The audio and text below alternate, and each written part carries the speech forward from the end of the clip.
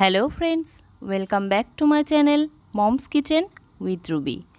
আমার আজকের রেসিপিটি হলো নিরামিষ মোচার ঘন্ট। প্রায় প্রত্যেক বাঙালির কাছেই একটি অতি প্রিয় এবং পছন্দের রেসিপি এই মোচার ঘন্ট। চলুন দেখে নেওয়া যাক আমার আজকের রেসিপিটি।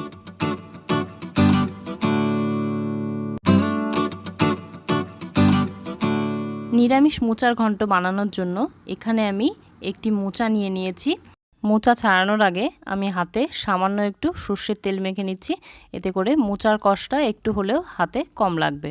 প্রথমেই মোচার খোলগুলোকে ছাড়িয়ে নিয়ে এর ভেতর থেকে কলার ফুলগুলোকে আমি বের করে নিচ্ছি। কলার মোচা খেতে যেমন টেস্টি, তেমনি এটি কিন্তু প্রচুর পুষ্টিগুণে সমৃদ্ধ। এতে যেমন ক্যালসিয়াম, আয়রন, ম্যাগনেসিয়াম, আয়োডিন রয়েছে, ঠিক তেমনই ত্বক আর চুল ভালো রাখতেও এর জুড়ি মেলা ভার। ফুলগুলো ছাড়িয়ে নিয়েছি, এবার বেছে নেব। প্রত্যেকটা ফুলেরই সরু, লম্বা আর মাথাটা খানিকটা মোটা যেই অংশটা আছে এটাকে ফেলে দিতে হবে, আর এই পাতলা খোলের মতো অংশটাকেও কিন্তু ফেলে দিতে হবে। এইভাবে করেই প্রত্যেকটা ফুল বেছে নিতে হবে। আমি কয়েকটা ফুল বেছে দেখিয়ে দিচ্ছি। হাতকে মোচার কষ থেকে বাঁচাতে বারবার সর্ষের তেলের ব্যবহার করতে হবে, আর মোচা কেটে নেওয়ার পর সামান্য হ্যান্ড ওয়াশ আর লুফা দিয়ে একটু ঘষে নিলেই দাগটা কিন্তু উঠে যাবে।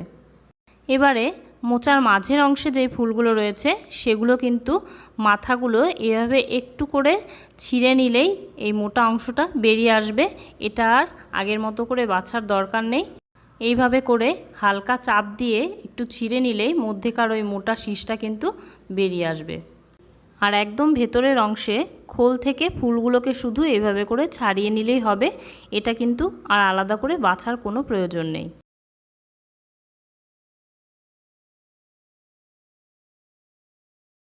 সম্পূর্ণ মোচাটা আমার বাছা হয়ে গেছে, এবার এটাকে কেটে নেব।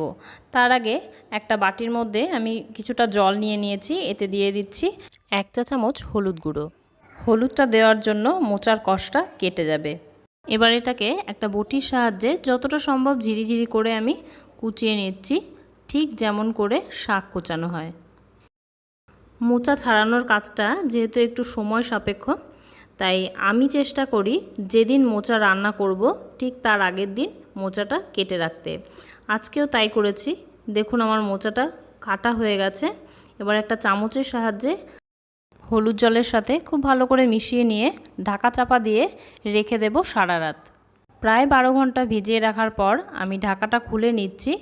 আপনারা চাইলে মোচা কেটে সঙ্গে সঙ্গেও কিন্তু রান্নাটা করতে পারেন। চলুন এবার আমরা রান্নাটা শুরু করি।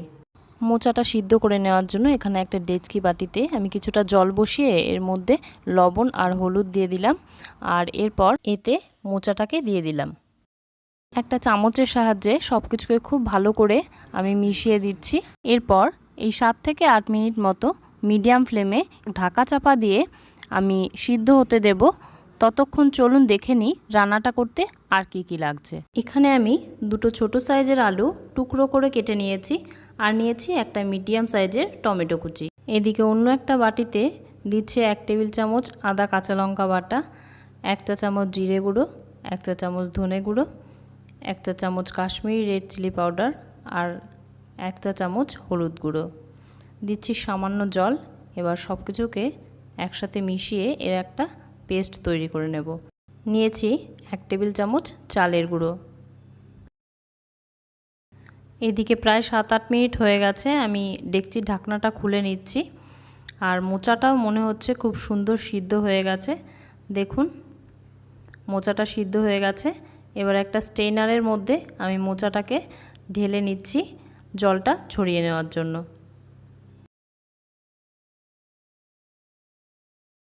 এদিকে গ্যাসে একটা কড়াই বসিয়ে দিয়েছি। কড়াইটা খুব ভালো করে গরম হয়ে গেলে এর মধ্যে একটা শুকনো লঙ্কা, কিছুটা গোটা জিরে আর একটা তেজপাতা আমি দিয়ে দিচ্ছি। এটাকে শুকনো খোলায় নেড়ে চেড়ে এইভাবে ভেজে নেব, আর ভাজা হয়ে গেলে কড়াই থেকে নামিয়ে ঠান্ডা করে গুঁড়ো করে নেব।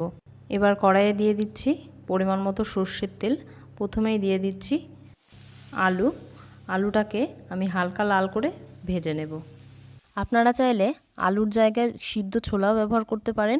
ছোলা দিলেও কিন্তু খেতে খুবই ভালো লাগে। আলুটা ভাজা হয়ে গেছে, এবার তুলে নিচ্ছি। এবার আলু ভাজার তেলের মধ্যে আমি আরও কিছুটা সর্ষের তেল অ্যাড করলাম। তেলটা গরম হয়ে গেলে এতে দিয়ে দিচ্ছি একটা শুকনো লঙ্কা, একটা তেজপাতা আর সামান্য গোটা জিরে। ফোড়নটা খুব ভালো করে ভাজা হয়ে গেলে এর মধ্যে দিয়ে দিচ্ছি কুচানো টমেটো। টমেটোটাকে হালকা নেড়ে চেড়ে নেব। আর টমেটো যখন নরম হয়ে যাবে তখন এর মধ্যে অ্যাড করে দেব মশলার পেস্টটা। মশলা থেকে তেল বের হয়ে আসা পর্যন্ত মশলাটা খুব ভালো করে কষিয়ে নেব। মোচা ঘন্ট ছাড়াও আরও বেশ কয়েকটি নিরামিষ রান্নার রেসিপি আমার চ্যানেলে দেওয়া আছে। আপনারা চাইলে আমার চ্যানেলে একবার ভিজিট করে আসতে পারেন। আশা করছি রেসিপিগুলি আপনাদের ভালো লাগবে। মশলা কষানো হয়ে গেছে। এবার এর মধ্যে আমি আগে থেকে ভেজে রাখা আলুটা অ্যাড করে দিচ্ছি। আলুটাকেও মশলার সাথে মিনিট 2 কষিয়ে নেব।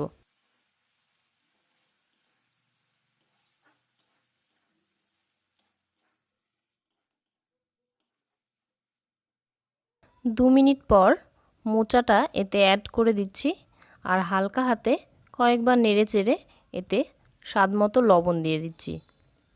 মোচা সিদ্ধ করার সময় যেহেতু একবার লবণ ব্যবহার করা হয়েছে তাই লবণটা একটু বুঝে দিতে হবে।